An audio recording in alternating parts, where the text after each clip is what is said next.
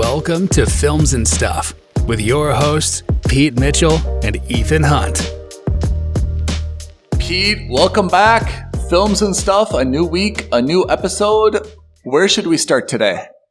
Hi, Ethan. So, why don't we start with our quick, patented 60 seconds or less summary of Halo, the 4th episode. Halo episode 4. I'm ready. Tell me. Okay, so the show has 3 subplots running simultaneously or in parallel. The first involves Master Chief and Halsey, where they head to Master Chief's home planet. They do some Cortana-related shenanigans and augmented reality shenanigans to find the potential location for the second artifact, which at the end of the episode they do find. The second parallel plot line is that we are back now at the UNSC command on Reach, and we find that Kai, one of the other squad mates of the Spartans, has cut out her own regulator after she saw Master Chief do so in the last episode. Yeah. A big rebellion by her, yeah? This is something I did not see coming at all. Complete subversion of expectations, so props on that front. The squad is able to help Miranda Keyes decipher the Covenant language and simultaneously figure out what the Covenant are after, at least put a name to it. Yep. Halo. And then the third subplot, which is, while all this is happening, Quan and Soren have gone to Madrigal. She has convinced him to help him by, offering payment. They go to Madrigal with the idea of helping the rebels there kind of rise up against the leader who's been put in place. Yeah. Vinsher, correct. She gets there, finds out that a bounty has been put on her, and then also finds out that the rebellion has kind of already been quashed because they've agreed to bend the knee. And her story for this episode ends with them escaping, trying to get off the planet. Yep. They escaped the sexy assassin. Okay. That's right. So let's dive into it. But before we do you have a different rating than you did after we watched episodes 2 and 3 last week? I don't have a different rating, and I cannot believe I'm going to say this, and I think even you will find it shocking. I'm giving this show one more episode before I'm calling it early and then calling it quits. Oh, no. Yeah, I think unless episode 5 really blows my socks off, I think I am done with this show for the rest of the season. I may come back to it after all the 10 episodes are out and binge it. But honestly, it's gone so far off the reservation that I'm not interested in seeing more of it. So what's your rating then? Your rating is still a skip it, right? At the moment, it's a skip it. Yeah. I have the same rating. I also give it a skip it. And I've really been, the last episode I watched, this episode 4, I've really tried to tap into my own perspective as to why I'm not more enthused about this show. I'm not able to put my finger on it because it kind of has all the elements that I would think would be really compelling to me. But even when I was watching I really kind of tried to watch it very critically. And when I was watching kind of the opening, the intro, where they show kind of the body armor coming together and they have the opening credits for the main characters, I thought the graphics, when they put the armor together, right, the Sentinel's armor, I thought that was amazing. But I thought the music was extremely muted. I didn't find that the excitement level of the music matched, what was happening on the screen. And it really kind of struck me because I think that's maybe the problem with this show is that it's really hard to put your finger on what's missing Because when you talk about it, it just sounds like we're a little bit complaining and whining or being too nitpicky. But the reality is that there's just some level of enthusiasm missing from the show. And I feel like that's just why it's none of these storylines are really compelling to me. No single character, except maybe kind of Dr. Halsey, has like grabbed my attention. And I just feel very apathetic about this entire thing, top to bottom. I agree. I think the problem this show has is that, first of all, as we highlighted last week, the showrunners have kind of gone out of their way to say, hey, we don't want to look at anything about the game. We're not interested in the game. We're only interested in the characters, and that's it. Some of the lore, but that's kind of it. So, first of all, I am not happy that they've kind of completely disregarded source material. Second of all, you are not happy about that. I agree. No. You are not happy about that. You've said that more than once. Of all my complaints, that is not one for me, but I know that that's really sincerely a problem for you.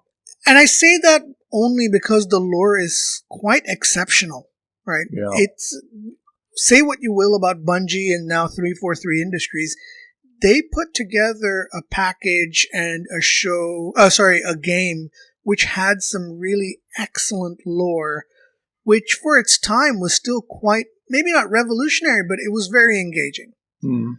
But I think looking at the show now, and I'm trying to be as objective as possible, I can't help but feel like sometimes this show is trying to be a little bit more like The Expanse, or maybe a little bit like other sci-fi shows of the modern era, which is to say, we're not all about action, which is obvious in this show. We've only seen one real main action sequence. Which is to say, we're a little bit more about, the political intrigue, which is fine. But, again, the show isn't really, or the game isn't really known for it. And B, they're not really doing anything good about it.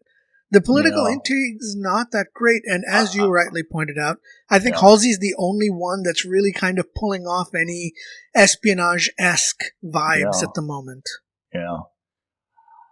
I agree with you, but I have to say, let's flip things around. If you had to defend this show, let's just say we were a debate team and, you picked out of a hat and you got the slip of paper that said defend the show.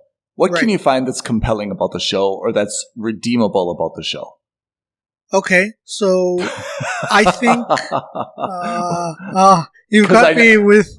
I know you can take the opposite view, but I mean, maybe I'll help you out by saying I actually think the cast is good. I think yeah. So let's take, with the exception potentially, and again I say potentially only because we have seen absolutely nothing substantive of her storyline, with the exception of Quan and the whole Madrigal subplot. Okay, you have the cast is relatively good. Pablo Schreiber is doing a very good job with Master Chief, I think. Yes. Maybe not the best job, but at the same time, not bad given what he's got to work with. Yes. I would say Halsey? I think so far is the standout. Yes. So far is the standout. Cortana, because she's also the same voice actor that's from the game, has the potential to come out there. Depends. It really depends on where we see her go with this. Kai? The Kai subplot, a little weird, but again, I will give credit where credit is due. I like that subversion. I think when we were talking about it last week, I thought they were setting up the show to say that she saw him and it's going to set up a Spartans versus Master Chief arc. Yep. And now that may be less of an issue. Maybe it's going to be, it could still be Spartans versus Master Chief and Kai subplot. Who knows? But at least it's not going to be a one versus the world situation anymore. Yeah. How about Vinsher? Vinsher Byrne Gorman, a great evil character, right? So it's funny because we were just talking about him before the show. Yeah. You mentioned that he could have potentially been one of the baddies on I said Travelers, but I think I was wrong on that. Yeah. And you may be wrong, you may not be wrong, but he plays such a, and I don't mean this in any disrespect, he plays such a good, generic bad guy. Such a villain. Yeah, such a great villain. You can kind of see him in any sci-fi-esque show as a bad guy. Yeah, he was in, I think you and I agreed that he was in The Expanse. That's right. And he's as you like to say, he's menacing. He is an exceptional bad guy. And I think if I'm trying, I mean, to be honest, I asked you to defend the show, but again, I think even this actress named Charlie Murphy, who is credited as being McKee, with her white hair, I have to say, I think that it's exceptional casting. I don't have a problem with any of the cast. I have a problem with some of the maybe like the wardrobe or the dialogue. I don't think there's anything that even approaches remotely a joke or levity or humor.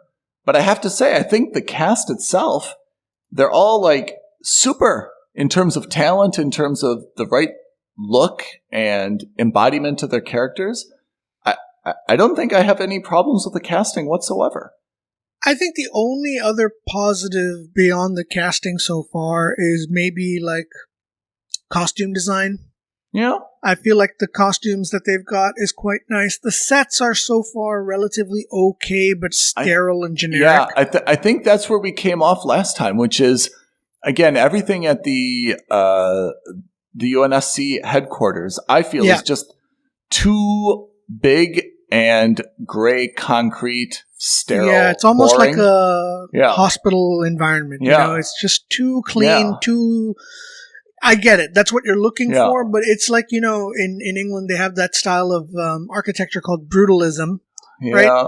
And it just seems very much the same, which is to say, very clean, very cement or asphalt based, very colorless and monotone. Yeah. Okay. Again, look, not good, not bad, but it's certainly not helpful anyway. No. And in terms of anything else, I actually don't think the visual effects have been anything special. We finally get to see the Pelican dropship actually exit faster than light travel when Master Chief and Halsey approaches their home planet. And I didn't think it was anything special. I still think that out of all the sci-fi shows I've ever seen, of course, the Star Trek and Star Wars effects are the most iconic because we probably saw them as we were for the first time when we were children. Different category, Yeah, so they kind of supersede whether it doesn't matter if they're realistic or not. They've kind of gone into that phase of being, you know, in a different level. I think in terms of modern day shows or relatively modern day shows, I would say that Foundation has Foundation has shown. And, well, yeah, exactly. Expanse, I think, a little bit more on the realistic side, but in terms of the more sci-fi heavy side, I really think the way they showed faster than light travel for the Expanse in that very first episode, almost the second scene, was quite possibly the best way of depicting it. So I think visual effects has got nothing special going on with it, especially because, you know, outside of that first battle in the first episode, we haven't seen anything else that this show has done. Yeah. What else? I mean, I think I would lose this debate very badly, Ethan. I can't think of anything that would make this show worthy of saving. But, you know, I think, well, I mean, apart from the cast, but I think, again, that I think we're noticing something that's just one of these really subtle things. And it's almost like when you decorate a house or a room, that all the elements are right. But you look at it, you're like, it's just not kind of pulling together in the right way, you know? And that's how I feel about this show. I still can't put my finger on any of the problems. I would say there's absolutely an absence of action. There's really not enough action, especially for you know, the fact show based on a first-person shooter, right? Yes. But I mean, apart from that, I'm not really sure like what exactly the problems are. I just feel like everything is it's just like a slog, you know, like dialogue is there for the point of like writing things down, that there's not like this direction, like, hey, what are we trying to do? It's like, okay, well, let's have a murder scene, or let's have this scene where they travel here to there. But I don't feel like we know anything about any character really. I mean, and as you said in the summary, Kai 125, right? Kate Kennedy, who suddenly has come alive in that role. Why? Like, this doesn't make sense. It's just like we just kind of like are jumping from like thing to thing without like really any explanation of why these things are happening, or any like common thread between why they're happening. And I'm just not feeling anything for the show. You talked about like the political intrigue. Okay, we went a whole episode without showing anyone from the Covenant, right? McKee totally cut out of this episode. We didn't see the Admiral. We didn't see any of this, kind of like, political squabbling at all. We focused on Magical, okay, and we focused on this episode where it's Dr. Miranda and Kai just kind of sitting in a laboratory trying to do linguistics, okay, and then we saw, Master Chief at his childhood home, so sentimental, except like it wasn't that interesting, right? I mean, I felt like that was a very long, drawn out scene, for him to just kind of like reassess, accesses his childhood memories and find out where the Covenant was located. I think it's so funny because I think the show writers on one hand said we don't really want to look at the games, but on the other hand, they're kind of also, there are some scenes which I think are there specifically for the gamers. Yeah. So one scene that stuck out to me for an obvious reason was when Chief gets out of the Warthog that he's driving, and he takes his helmet off and puts it to his side, and you're looking at the Chief from his rear, right? So you're watching him from behind, and the camera kind of centers on his helmet, and the helmet is on his hip, right? Like he's carrying it on against his hip, and it lingers for just a second too long.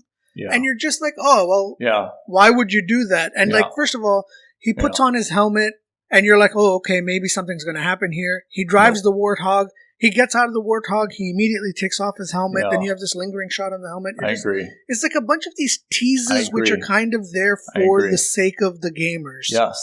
I don't know. I agree. If you think of, let's go to The Expanse, right? Because I think this is a model. Every episode of The Expanse has a new problem. Some of them are far-fetched, to be fair, but there's always a new problem, and there's adrenaline trying to resolve the problem, right? And that's what keeps you engaged. Like, oh, shit, now they're out of this, or oh, no, now they've got to do this, or oh, great, now this is going to fall out of orbit. There's always a big problem for them, right? And they always have to compromise their existing plan where they reprioritize and say, look, we have to deal with this now. We'll cross the other bridge when we get to it. Whereas here, like you just mentioned, that scene on his home planet, it's just like almost like a montage.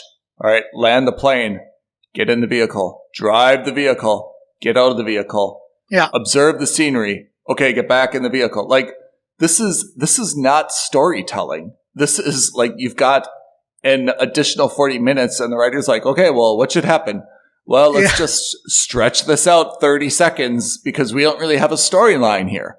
Like, if you've got a lot of ideas, if you've got a lot of stories, that's a short clip where you just show the guy driving in 2 seconds. Yeah? I mean, if at all. That's the art of storytelling. You don't need to show that he drove for 25 seconds. Start the scene with him leaving the Warthog. Exactly. Yeah. I mean, you've already paid for the Warthog. You don't need to use it for 30 seconds. You've gotten your money's worth after 2 seconds, right? There's no additional value you get. It's so weird it's funny because the video game franchise is classified as a first-person shooter, right? Yeah. So it's an action adventure game full of adrenaline, full of suspense. Yes. Each cutscene is a reprieve between a battle, an ongoing battle, right? Fine. What's interesting is that the way they're showing this show at the moment, it's more like, so in the last 5-10 years, a new genre of video game has become very popular called, jokingly called walking simulators, which are video games, but no action, no nothing. They're like visual novels. The idea is that you control the main character in a story, in a novel, and you kind of guide the character through the chapters, but you can't go off the rails. Everything is on rails, and the story is a very guided element. What would this be? Like Red Dead? No. So there's a couple different games. One of them is the best one I can think of off the top of my head is this game called Firewatch. And it's there. If you do a deeper dive into this as gamers, like most gamers will instantly understand what I'm saying when I call walking simulator. It's not really. There is a plot, but there's no action per se. Everything that you do in the game has already been preordained by the creators of the game. Huh. Right? So it's an interesting way of telling stories. It's like an interactive story, and it's quite nice, It's just like if you've got 2 hours to kill, you want to go through a game, and you don't want to really be like too sussed about it, but you're interested in the narrative side of it more. It's an interactive story. It's a nice way to do it. And that's kind of the thing I'm getting with, at least this Master Chief subplot, right? Land your ship on the planet. Drive from point A to waypoint B, which is his house. Walk around the house with your helmet on. Leave. Drive with your... have a conversation with Halsey. Walk away. Get into your car. Go to the beach. Have another conversation with Halsey. Go down into the hole. End of the chapter. You know what I mean? Like it's nothing compelling, nothing exciting, nothing there. You feel cheated? Do you feel cheated? Is that the right word to say? Do you feel cheated by this show? Disappointed. Maybe not cheated per se, because if when we saw the first episode, I gave that warning from the very get-go: is most video game-based shows and movies are bad. But this is bad in another way. It's not bad because it's cheesy or it's got bad effects or anything like that, I think, like, for example, the first Mortal Kombat movie, which came out in, like, 95, the first Street Fighter movie, which came out also in, like, the mid-90s, that was really cheesy. That was really bad. It wasn't because they weren't trying to adhere to the storyline. If anything, they were trying to adhere to the video game a little too strictly. Like the pace is wrong here. I think I've come to the conclusion that the pace is wrong, and that I just don't really feel like I've like any character has really introduced themselves. For the first time, we kind of see a little bit of Kai, right? That's the first time. No one else have we seen. Halsey we see a little bit. Quan a little bit. Master Chief is honestly, he's like Tony Soprano with his psychiatrist, Dr. Malfi. Like, I just feel like, nothing from Admirable, whatever her name is, Shabana Azmi, right? Dr. Miranda Keyes, the same thing, like just kind of like this little sweet girl. Like, I'm just not getting like the personality shining through in these characters, even though, as I've said, I'm really happy with the casting. I kind of like everybody. I think they're cast really well. I think they're very accomplished, but I just feel like this is too slow. There's no problems being resolved. It's a treasure hunt. I mean, even that whole scene with Dr. Miranda and Kai, right? What exactly was this all about? Well, I'm testing the Covenant I want to see, or I'm testing the artifact. I'm trying to see if, like, it does anything. Everyone kind of touches it. And then she's like, hey, now I'm going to do some, decoding of linguistics. And, it's like a really slow and boring almost episode of Indiana Jones, which is, we know there's an artifact out there. Yeah. We know that, the bad guys are also trying to get it. Yeah. How do we get to the end game before... Yeah. But we don't see the boulder. We don't see him being chased by, natives. We don't see him, we don't see anything. I mean, you're right. That is such a good point, Pete. I interrupted you because that's such a good point. This is a show that when you landed on that planet, it was supposedly uninhabited, right? They made some, there should have been an attack. Their ship should have been, like, destroyed. they should have sought refuge in the house. Like, man, there was nothing happened here, It was just like, well, let's just walk around the backyard. Well, now let's dig. Okay, now there's a scene showing them digging. Well, where would this have been? I don't know. Let's look at what the house used to look like. I mean, there was no action. How could they not be attacked? There was no sinkhole. There was no nothing. If this was any other series, they would have landed in a swamp, right? They would have hit like some bird. They would have lost an engine, had to do an emergency landing in a swamp. Then the swamp would have sucked up their ship. Okay, well, let's get all the stuff out of the ship before it sinks. Then they would have went to the house. The house would have had like some refugees in it. They would have gotten into a firefight. Like, man, I just created a way better episode. Better episode, right? Yeah. Nothing. Here's what blows me away, right? So I did a little bit of digging after last week's episode. It is rumored that Microsoft and Paramount spent $200 million on 10 episodes.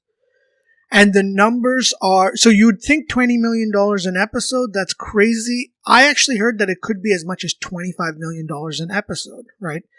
And I don't see where they've spent that money. With all due respect to the actors, all due respect to the VFX artists and to the, costume design team, where have they spent their money? That first scene was not worth $200 million.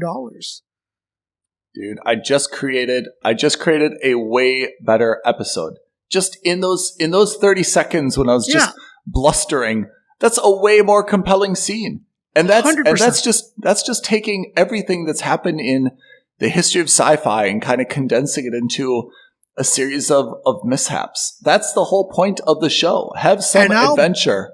Yes. And I'll bet between all the different Halo games that are out there, you don't even need to steal from other pop culture. No. You could have probably stolen, you could have probably taken liberally from your own games. Yeah.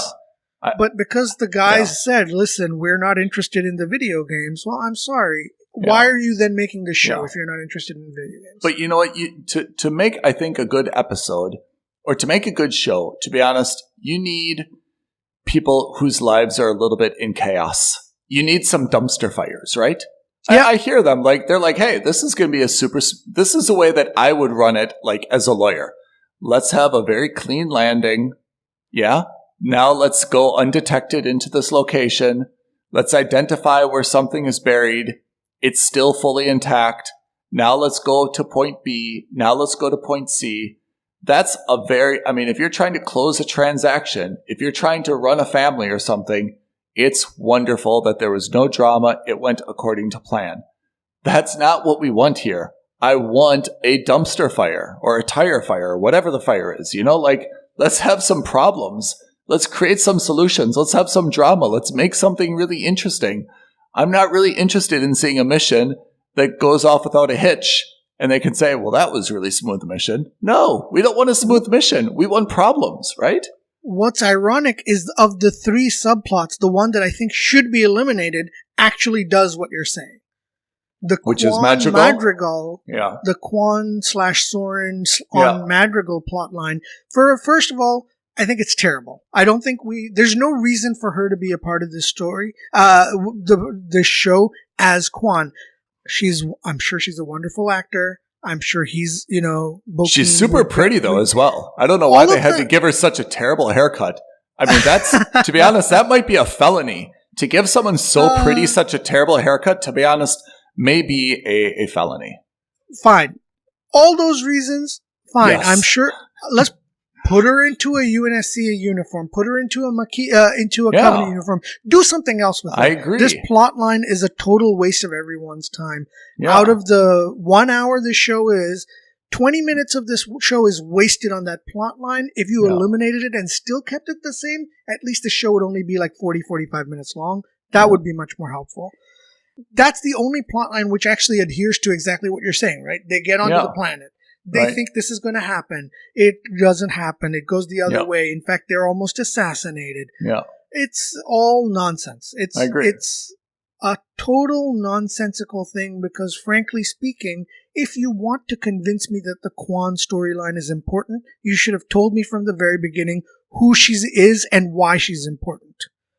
None of this, slow burn. 8 episodes in, we finally learned that, oh, by the way, Kwan is actually, whatever she's going to be. I think she's probably going to have like some relation to the Covenant without knowing it. Her father is going to be like a Covenant spy or something stupid like that. Yeah. I think there's no reason for it. It's a total waste of time. And when that reveal does come in, it's going to be so late that people like me are not going to care. And in fact, I think a lot of people who are watching the show already don't care. I just don't know why her hair isn't growing. Like, is she getting a haircut like every other day? Like, I don't know. It's frustrating. So anyway, Pete, you made a threat. I mean, I think it's not just a promise. It's a threat. You said one more episode, then you're going to stop if it doesn't improve. That's right. Are you really committed to that? Am I going to have to do films and stuff solo? The Ethan only episode.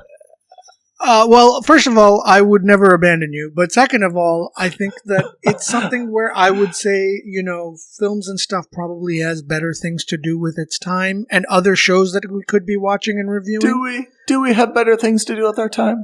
No, but we don't need to let everybody else know that. I feel like what we're going to do, I mean, sincerely, what we're probably going to do is we're probably going to finish it off just because that's who we are. But I think we're not going to do an episode by episode breakdown. We'll probably do like 2 at a time. Yeah, we'll probably do 2 at a time and, stick with it. Because to be honest, there are, this show it's not the worst thing on television. I think the problem is that relative to the expectations and what it could be, it's pretty miserable. It's definitely not the worst thing on television. I mean, you can make it through an episode. It's just that you make it through the episode and it's like, I didn't really get anything out of that. I don't feel happier. I don't feel more excited. I didn't really learn anything interesting. I didn't see anything like that I've never seen before. It took up 45 minutes of my life while I was waiting for something to happen, and that's it, Yeah, I agree. You're right. Okay, so maybe we don't. Yeah, we don't do weekly recaps again. I will caveat that by saying, look, maybe they really upped their game in episode 5 because, we've had this show for 5 weeks. I'm not saying that they've recorded everything. Maybe they have, maybe they haven't. Maybe they can do some editing. But, if this goes on the way it's going on right now, it's hard to justify doing a weekly recap of a show where we end up effectively saying the same thing. Yeah, no action. Don't watch it. We're not moving forward. We're driving our listeners away, yet we're still here. And that's fine. In the sense that if you don't want the show to go that smoothly or you want it to be super procedural and super boring, hey man, all the power to you. You're the one spending $250 million on the show, not me. I have to say that, for me, it's so important though. When you look at all the iconic shows, in the history of television, it's really important to start off strong and to get people enthused about it. I understand people say, hey, we're just finding our footing and, mid-season, we really shifted gears and that's okay. That's like you're a rookie in professional sports and you got to figure it out. And that's okay because you're on a contract and everyone's going to still watch you and congratulations. But for television, when there's so many things competing for time, 5 bad episodes and then saying, hey, we figured it out in episode 6, it's kind of too late. People aren't going to come back. And you've done so much damage just in terms of killing the buzz that it's actually not okay to take 6 episodes. I know it's unfair. It's an unfair world, but that's just the reality, which is once people watch 2 episodes and they're not enthused, they're not coming back if it somehow miraculously got better after 6, Yeah. Yeah. I remember when you first introduced me to Foundation. And that was, a show that even, if I remember correctly, it was this Foundation, it might have been something else, where even you were a bit hesitant, but it was because of your brother's recommendation to give it a couple episodes and you'll be in, that you were in. Yeah, a couple episodes is 1 or 2 episodes. 5 weeks into a show is not a couple episodes. Yeah. That is, that's half the season. And if it's taking half the season today, that's a problem. Let me tell you how that really played out. It was Expanse. My brother told me to give it 4 episodes, and it definitely took me probably 2 to get into it, and then I was hooked. But honestly, after that first one, if it wasn't my brother, I absolutely would not have watched the second one.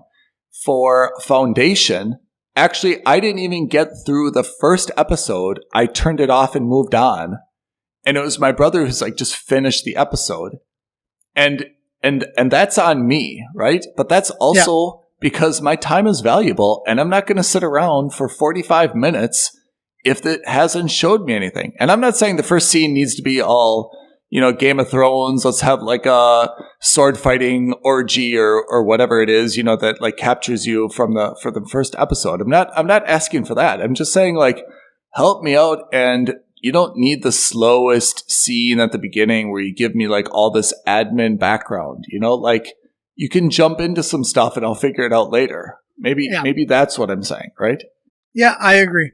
I really wholeheartedly agree. It's the way I look at it is, in the next couple of weeks, Better Call Saul is coming out, the final season. Yeah. The Boys is coming out. Yeah. Obi-Wan Kenobi is coming out. Moon Knight already is out. Yeah. There's Winning Time is already out. There's so many shows that I'm actually happy and would rather be watching all the time that, of course, we are forgiving as a rule. We may give a show 2 to 4 episodes, but your average viewer isn't. I don't think your average viewer is going to give it more than 1, maybe 2. I agree. So, can I give you a hot take? Can I give you a hot take that I just thought of? And, you and I think that, George Lucas and Star Wars are the sun and the moon, and everything revolves around them, right? But if you think back to A New Hope, right? The first Star Wars, right? Episode 4, 1979. Remember that they had this, at the time, one of a kind, kind of like rolling credits at the beginning where they said, a long time ago, galaxy far, far away, right? Yeah. That's where they did the admin. And then if you remember the first scene, a ship passes kind of like overhead, right? And it's being shot at by a much bigger ship. Yeah, and it's being fired at. That's how you put your balls on the table and you start a franchise to get people excited, right? That's the movie where, like, hey, if you miss the first 2 minutes because your girlfriend's late or your popcorn didn't come out fast enough, you missed something cool. That's how you start a series. Like, boom, this is going to be great, right? Think of Top Gun. Okay, we're going into cinema, not television, but the same thing, right? You've got a great scene at the beginning. Right away, you build up all this goodwill, fair or not fair. If it goes downhill after that, everyone's already gotten their money's worth. They're already excited. You've already earned the goodwill to carry you past some of the slower scenes, right? Yeah. And that's what Halo has missed. They tried to do it with this opening fight scene, which just came off as amateurish and not really that interesting. But had they made that just a wow scene, maybe it would have carried a couple episodes, right? Yes. Yeah. And it didn't even carry that first episode. No. It's, it had a lot of baggage, and unfortunately they weren't able to, stick the landing. You got to stick the landing. Well said. Okay, Pete, pleasure. I'm sorry that we are both disappointed by Halo. We'll try it again. We'll see if we can get that rating up.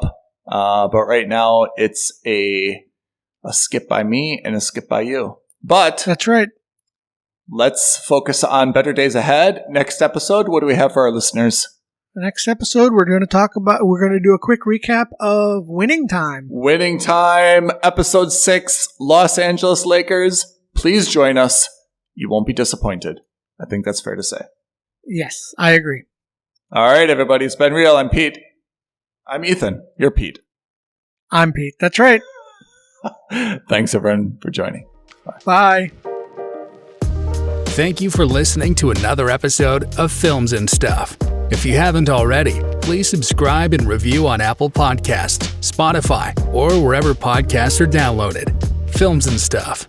There is no substitute.